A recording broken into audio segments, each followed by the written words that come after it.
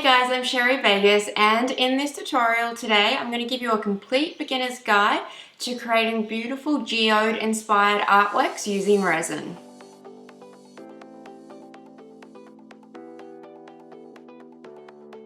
So I realized with all of my beginner's guides, I've never done one on the basics and everything you need to know to be able to create really beautiful artworks using resin. So that's what we're going to do in this tutorial today.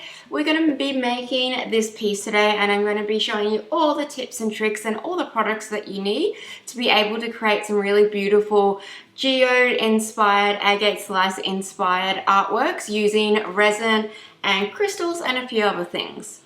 There are a few key products when you are starting with geode artworks that you're going to need. The first one is obviously resin. Today I'm using the Barnes epoxy glass resin, but any art resin is great for this purpose because we're pouring onto a surface. You do want to look for an art resin, and the Barnes is a 1:1 ratio and has a pretty decent working time. Another thing that you're going to need is obviously all of your colors and pigments. Today I'm using some new colors and pigments that are part of my new collection coming out, which I'll talk about in a little bit in the video. But obviously colors, a whole bunch of glitters, fine glitters, chunky glitters, all different colors, particularly gold and silver. You'll find you'll probably use those a lot. Some Picasso pens and some Krylon pens to help you do line and detail to them, as well as crystals. So you can go and buy your crystals like from Amazon, eBay, or crystal shops, and you can add those in. You can also use glass chips or crystal chips or mirror glass chips. They are all really great to getting started. Glass chips are a great alternative if you don't want to just use crystals, because obviously crystal chips will be at a higher price point than glass chips, and you can still find a decent color range in the glass chips because you can always color them yourself. And the mirror chips are lots of fun as well. So all different kinds of chips to create that crystallized effect along your piece. And you can also use like resin crystals if you don't want to use real crystals. But those are some of the products that you're going to need to get started, and particularly when you are doing resin geodes. When creating my geo artworks, the first step that I like to do is attaching any of my big crystals, any crystals that are going to be sort of my statement feature. So I like to use just hot glue, because once you do your resin layer, you're not going to even see the hot glue. And because the hot glue dries really fast and is quite solid, it creates an excellent base if you are going to be doing what I'm doing here, and that's using like pointed crystals to make like a crystal cluster, especially if you are using crystals that aren't level. Using hot glue and applying them first and then adding all of your other crystals around them just makes it so much more easier, because if you do try to apply these crystals straight into the resin, you'll probably find that they'll fall over because the resin doesn't set fast enough to hold them upright. Around my big crystal cluster, I always like to add some smaller crystal chips. You can also use glass or mirror chips, or like I'm doing today, a combination of both. I've mixed up a small amount of my art resin, and I'm just placing that around in the shape that I want my crystal cluster to be, and then I'm just dropping down my chips, and I'm just placing those all around. I've got some real crystal chips, which are that soft bluey color, just because I really liked the color of them. And then I've just got some normal glass chips, and I'll also be adding in some gold mirror chips, and I'm just building that up around my crystal cluster. For this piece in particular, I'm going to be doing 2 crystal cluster areas, and I'm just doing the exact same technique for both of those, where I'm putting my epoxy resin base down first in the shape of my design. I like to do this because it helps me create an outline for where I'm going to be pouring my colored resin, and then I can just work around that initial shape.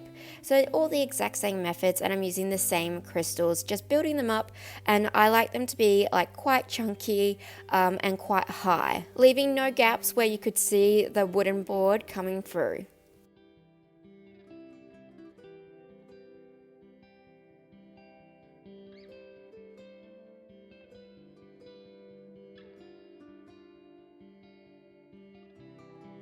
When choosing your colours, a monochromatic colour palette can be really great to use for geode inspired artworks like this one.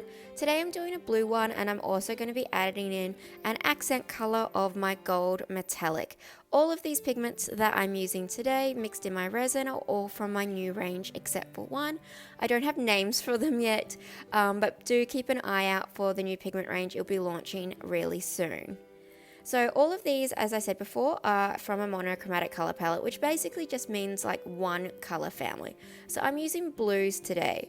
You'll find that most agate slice / geodes are generally one color but multiple shades of that one color, so it makes it really easy when you are choosing, and it's a great way to get started if you are a beginner at this. You'll also find that some other geodes will have some different colors through them, and so I always like to look at those on Pinterest as some inspiration for my color palette by following what's already there in nature. Once you have picked your color palette, I like to just start following where I've put my crystals and doing each color one at a time, just following that initial design and working out from my crystals. I find this is the easiest way to work when I am creating my geo pieces, and I'm not doing it in any particular order. So I'm not going light blue, shimmer blue, dark blue, light blue, shimmer blue, dark blue and repeating, because in nature you don't really find patterns like that. But what I'm doing is just layering my colors next to each other and working my way out in no particular order, just using as much of each color that I want. I might want this piece to be more shades of light blue, so I'm going to use more of that than necessarily my turquoise or my dark blue. Might want those to just be more feature colors than necessarily the whole piece. With my geo artworks, I always like to include white because generally most agate slices do have white in them, and a metallic just because I love metallic. So whether it's gold, silver or copper, I generally always add a metallic to all of my geo artworks. Once my piece has dried, I also like to add some line work to it. You can either use Picasso pens or the metallic Krylon gold leafing pens I like a lot. These are great for beginners, and they're great to add some more interest to your piece and really highlight certain areas and add some more lines in and some more interest that you might not be able to achieve with just the resin.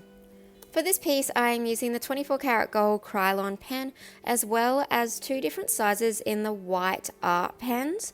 I think they're called Picasso. I'm sorry if that's incorrect. I like to use different sizes just because it adds a bit more interest and a new element to it. You will find that sometimes these pens can get a bit blocked, so giving them a good shake and sometimes going and doing a second layer over your first lot of line work can help just make them stand out a bit better. If at any time you do make a mistake, you can always wipe these pens off with some paper towel and a little bit of alcohol before they do fully set. A really popular trend at the moment is adding some glitter lines to your resin geode artworks. You can either use a piping bag or you can use a Ziploc bag like I'm using today. I like to just place it over a cup and put in one corner in. This just makes it easier for me to pour my mixture into the one corner. I've mixed up a little bit of resin and I've added a lot of chunky gold glitter to it. It's about a 50-50 ratio because I want it to be quite thick and really full of glitter. Once you've got it into one corner, you just want to give the bag a twist. It's kind of like you're piping icing onto a cake, and then just cut off a little bit of the tip just so that way you've got an area for that glitter to come out. Then all you need to do is give it a little bit of a squeeze and follow your piece. I like to just follow the lines that I've already created with my resin and just go anywhere that I feel needs a little bit more detail and a little bit more sparkle.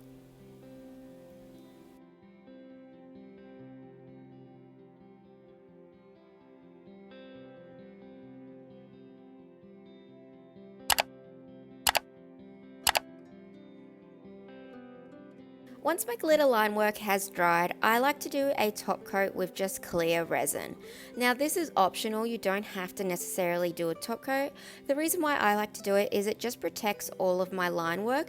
You'll find especially with your pens that they can easily scratch off the resin.